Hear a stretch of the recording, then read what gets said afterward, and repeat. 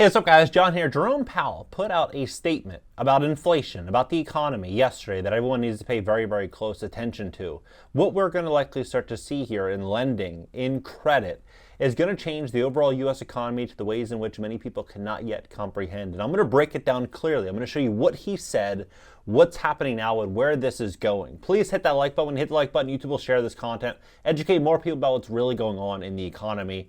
Also, today's video is sponsored by GreatCreditFast.com. If you'd like to fix your credit, we'd love to give you a free consultation.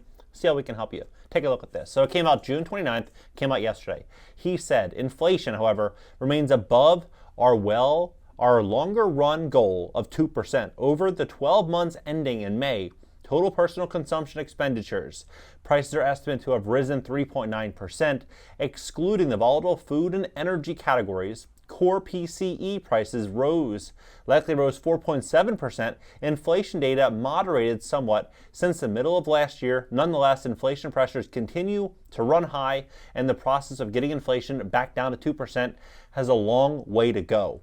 Since early last year, we have raised our policy rate by 5 percentage points. We see the effects of our policy tightening on demand in most interest rate sensitive sectors of the economy, particularly housing and investment. It will take time, however, for the full effects of monetary restraint to be realized, especially on inflation. Now, when he says it will take time, look at that. He doesn't expect it to return to 2% until 2025. 2025. Now, many people are thinking that everything is over, that this is basically the bottom, and it's a great opportunity to invest, and it's a great opportunity to go out there and pick up real estate deals. And sure, there are definitely some good deals to be found if you're strategic and you have an opportunity that no one else is aware of, and it's a distressed seller. Sure, that situation could be a good opportunity for you. But if you go out in the market and you're going on Zillow and you're shopping around, what you're going to likely see is a bunch of very expensive property with very expensive borrowing costs associated. And many people simply, they can't afford to buy real estate in this market. A lot of people can't afford to buy much in this market right now. And this has only just begun. So imagine you put a year or a year and a half of pressure on this economy. What are we going to start to see here? You're going to start to see a lot of people that aren't going to be able to hold on. And that's what we're going to be looking at right now, because we're seeing credit card defaults hit records. We're seeing credit card defaults starting to pick up, and credit card companies are actually starting to pull back on limits. So if you have a $15,000 limit, they might drop you to $10,000, right? They might drop you to $7,500. And that's what we're seeing more and more. A credit limit decrease is an unwelcome event, but they're fairly common and not final. Card issuers frequently change credit lines for various reasons, which may or may not have anything to do with the way you handle the account. Lowering credit lines is simply a strategy to mitigate risk. So if they see your credit, went from a 700 when you applied for the credit card, but maybe you had a slip up from when you initially got that card to today, and they become aware of it, they might reduce your limit because they might see you as higher risk. They might see you as someone that could potentially default. And so we're starting to see more and more of these situations where they're lowering credit limits. But it all makes sense. Look at what Janet Yellen said. She says American Treasury Secretary is warning of a tougher lending environment following the 2 recent bank failures. Now, we're stepping into a situation which I think is going to be the eye of the storm, which is going to be the student loan problem. Now, many people have pushed off student loans because they didn't have to pay them, right? And so they went along and borrowed money based on not having to pay these obligations. And maybe they didn't. Maybe they just simply, their wages remain the same, but inflation carried up so much to where the cost of living simply ate into any type of reserves that they'd have that they could allocate to student loan paydowns. But they're saying that much of the $1.8 trillion in student loan debt will never be repaid. And you also think about it too, that a lot of these careers that people went to school for, they become, in many cases, less valuable today than they were 3-4 years ago, right? The world has changed, the economy has changed, and it's likely going to continue to change even more.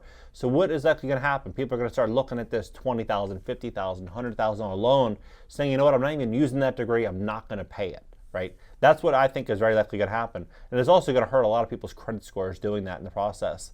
But look at the true state of where the U.S. consumer is. Americans under 25 racked up more credit card debt than any other age group in the last year, and they're about to run into trouble as financial conditions tighten and inflation stays high. The average credit card balance is 10 grand, but look at this. What is the average credit card interest rate? This came out 2 days ago. The average credit card interest rate is 24.53%. Now look at this for context, just so you can see. On a $10,000 limit, if you're borrowing at 24.53% and you're making the minimum payment of $208.33, look how long it will actually take to pay this off. 16 years and 5 months. 16 years and 5 months, and total interest, $30,000 in interest. So you're going to pay $30,000 interest plus pay back the $10,000. That is insane, but that's what many people right now think that they're forced to do. If you have good credit, there's many companies that will allow you to do a 0% balance transfer and transfer that high interest credit card debt to them for 0% interest.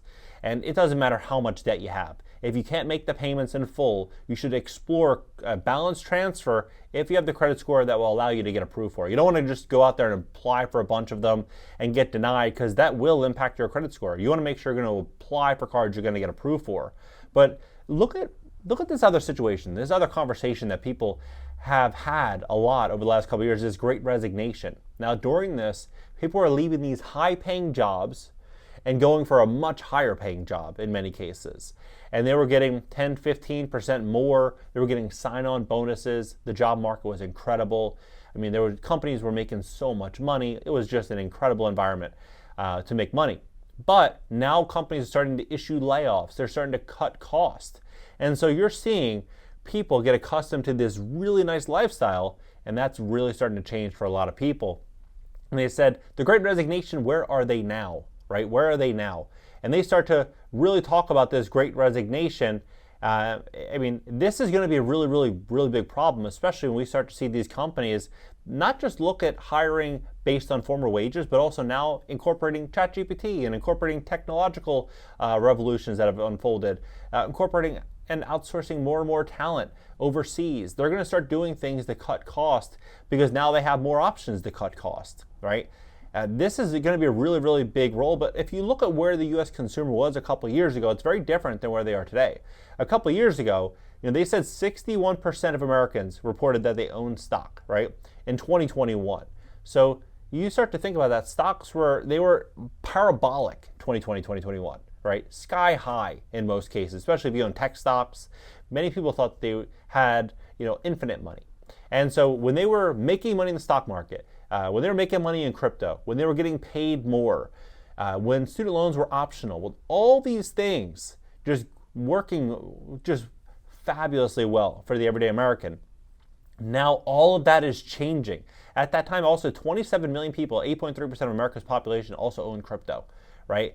And now you're seeing the buy now, pay later thing starting to pick up. So you ask me, what do I think is going to happen? I believe come September, October, we're going to start to see potentially these student loans really strike a big problem for many everyday consumers. We're going to see costs likely continue to rise. I think inflation is going to become much more stubborn than they're anticipating. Remember they said inflation was going to be transitory? They set this timeline of 2025. I think that they keep rates higher for longer.